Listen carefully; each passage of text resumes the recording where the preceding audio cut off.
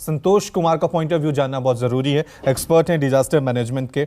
संतोष जी, मैं आपसे जानना चाहूंगा, क्योंकि जो बालासोर में हादसा हुआ है 275 से ज्यादा लोगों की जान इसमें जा चुकी है, अभी भागलपुर में एक हादसा हुआ है, इन हादसों से डिजास्टर मैनेजमेंट किस तरह से देखता है ताकि भविष्य में इस तरह के हादसे इस देश में ना हो? सियासत अपनी जगह है, लेकिन एक कंस्ट्रक्टिव बहस, संवाद टेक्नोलॉजी को लेकर, सेफ्टी को लेकर शुरू होना चाहिए।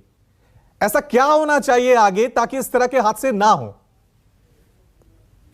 जी, आपदा प्रबंधन को अगर देखें, जिसमें खास करके ये दो संदर्भ जो आपने दिया, इसके साथ साथ हम एक बात और कहना चाहेंगे यहाँ पे कि इस संदर्भ के साथ साथ पूरी समग्रता में सोचना चाहिए, क्योंकि कोई भी एजेंसी जो काम करती है वो अकेले इस तरह के इंसिडेंट में रिस्पॉन्ड नहीं करती। जैसा आपने देखा, ये रेलवे दुर्घटना जो हुई उसमें तमाम एजेंसी, लोकल कम्युनिटी और उसके बाद एसडीआरएफ, एनडीआरएफ, तो राज्य सरकार और उसके बाद केंद्र सरकार और साथ साथ कम्युनिटी के एंगेजमेंट काफी रहे। पहला एक।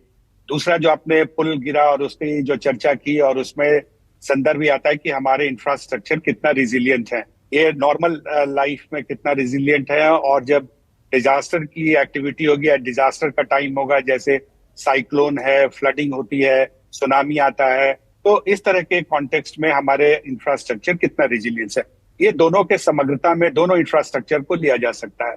और इस समग्रता में अगर आप देखें, जो पहल कुछ हो रही है जिसका अभी परिणाम आना है या आ रहा है, कई जगहों पे आया है, कई जगहों पे आना बाकी है। पहला परिणाम जिसको हम कहते हैं कि इस आपदा प्रबंधन की समग्रता में अर्ली वार्निंग सिस्टम के डिवाइसेस लगाए गए कई जगह, जिसमें चक्रवात के कारण दिया गया, जिसमें हमारी मोर्टेलिटी, डिजास्टर मोर्टेलिटी का 90% की कमी आई है। तो एक बड़ा अच्छा उदाहरण है। दूसरा उदाहरण जहां पे हम नहीं सक्सेस हो पाए, जो एक अभी तक जो कल का उदाहरण जो देखा, इसमें ये देखने की बात है कि पूरे मैन मेड डिजास्टर और एक नेचुरल एक्टिविटी बेस्ड डिजास्टर, दोनों के कॉन्टेक्स्ट में अगर रिजिलियंट इंफ्रास्ट्रक्चर होना चाहिए।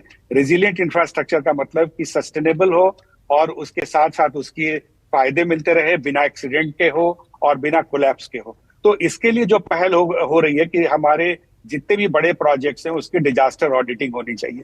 डिजास्टर रिस्क ऑडिटिंग का मतलब, एक जैसे रेलवे के कॉन्टेक्स्ट में हम बात करते हैं तो सेफ्टी ऑडिटिंग की बात करते हैं, लेकिन केवल सेफ्टी जो ट्रेन के चलने की बात है, उस समय आपदाओं के संदर्भ में भी सेफ्टी होनी चाहिए, कि जिस तरह से इस समग्रता में आगे के रणनीति को बनाना चाहिए कि एक तो रेल की अपने रोज की गति जो चलती है, ट्रेन सर्विसेज देती है, उसमें क्या सुरक्षा का आयाम होना चाहिए, और साथ साथ जब प्राकृतिक गतिविधियों के विरुद्ध जब ट्रेन उसे एग्जिस्ट करती है, जैसे फ्लड का सिचुएशन होता है, चक्रवात का सिचुएशन होता है, तो इसको दोनों को समग्रता में लाना चाहिए। कई ऐसे उदाहरण हमारे पास पास्ट में आए हैं कि रेल की घटना और दुर्घटना इस तरह से भी हुई है। तो एक समग्रता जो सेफ्टी ऑडिट हो, इसके कॉन्टेक्स्ट में जो हम भविष्य की बात कर रहे हैं, उस तरह उसको लाने की जरूरत है। बिल्कुल, उसी तरह इंफ्रास्ट्रक्चर आपका जो पॉइंट है वो जायज है। आपका जो पॉइंट है वो जायज है कि इस देश को लेकर कई बार मार्केटिंग की जाती है, बहुत कुछ दिखाया जाता है, लेकिन कंस्ट्रक्टिव काम इंफ्रास्ट्रक्चर पे